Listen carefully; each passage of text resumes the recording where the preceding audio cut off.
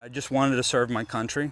I didn't like what was happening over in Kuwait, and that patriotism comes a little bit stronger when you're young.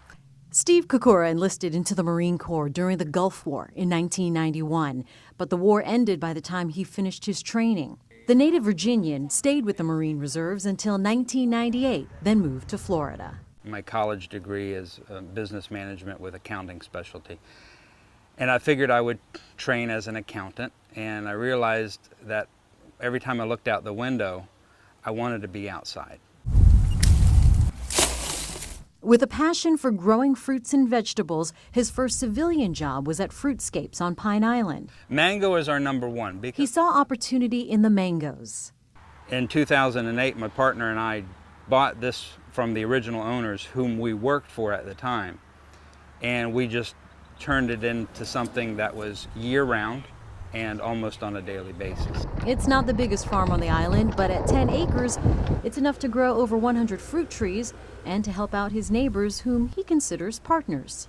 We said, look, don't worry about selling your product. Buy this tree that we're recommending, and when you have the fruit, you can bring it to us and we'll sell it for you. You can walk the farm, but the fruit is hands-off. But I don't let people pick the fruit because the majority of people don't know when is it the correct time to pick. Because a lot of times they'll pick a fruit when it's too early and it won't taste any good. It's something that keeps this veteran grounded. I'm still patriotic today. Sure. I don't want to go anywhere else. Yeah, this is where I want to be. Home. Yeah. Without that program, I'm not sure that I would be who I am today. Sarah Perkins is part of a select group of high school seniors headed to the Naval Academy, where the acceptance rate is around only 8%. The future nuclear engineer says it's all thanks to the junior ROTC program. I think just the passion that I have for the country and just serving our community in general was really powerful, and it just kind of consumed me. Now medals and other badges consume the area commander's uniform. The Riverdale High senior's resume also lists swimming, basketball, and lacrosse. Oh, and she's wrapping up her dual enrollment for college credits at Florida Southwestern State College. Sarah says it's just all part of the process. Especially when it was trying to gain nominations from your congressmen and your senators. Everyone who applies for those nominations is competitive. Sebastian Domingo came to the junior ROTC at Dunbar High School in a less conventional way.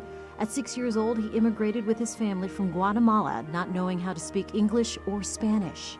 The only language I knew was my Guatemalan dialect, which, well, nobody around here would understand it. Sebastian says he likes adventure and is always up for a challenge, so he's decided to follow in his brother's footsteps. He already graduated from FAMU and he's already a commissioned second lieutenant. So he told me all about JROTC and ROTC, and it just made my mind like spark. Involved in just about every JROTC extracurricular activity, he also plays soccer and has a part-time job. He says through the program he's learned about teamwork and perseverance. If it's easy, everyone will do it, but it's hard. That's why people can't always accomplish it. So you just gotta face the challenge, like keep up your head, stay positive, don't let anything bring you down. Like financially or emotionally, nothing, just push it as hard as you can.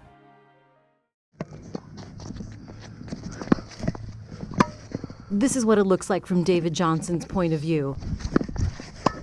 Eye on the ball and his coach at all times. The 34-year-old with Down syndrome is team captain of his tennis team, getting ready for the Special Olympics Summer Games. My forward to, that's a good question. I love to be active and make with work related.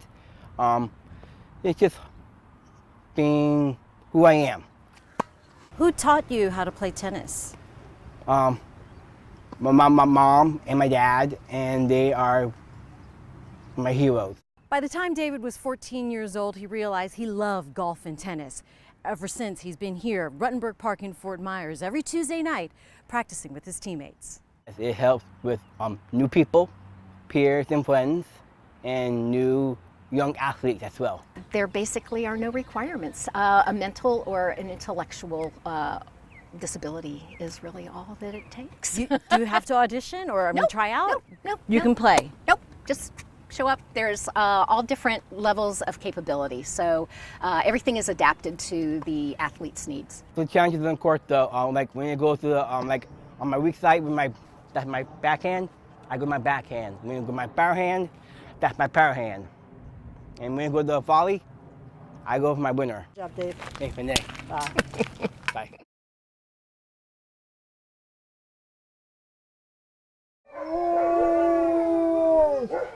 It's a backyard like no other. I've always had a thing with animals. It's always been there.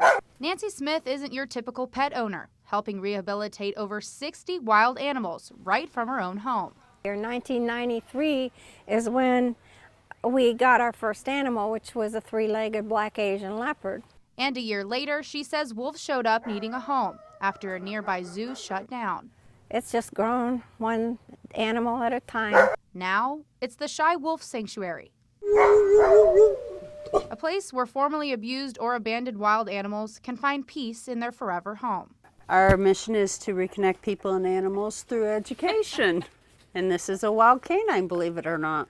Deanna Deppen says a lot of these wild animals showed up after their former owners realized they couldn't properly care for them. He was skin and bones, a paper-thin skin, and only had patches of hair. Including Hopa, one of the many wolves that was rehabilitated back to health after being brought here. It takes a huge commitment from a lot of people. Hi, yeah, kisses, I'm getting kisses. From wolves to tortoises to cougars, this sanctuary has nothing but love for its animals. It's amazing how you can walk past something or someone and feel their pain. And I just wanted to make their pain better, that's all. Reporting in Naples, Catherine Marsh, Fox 4, in your corner.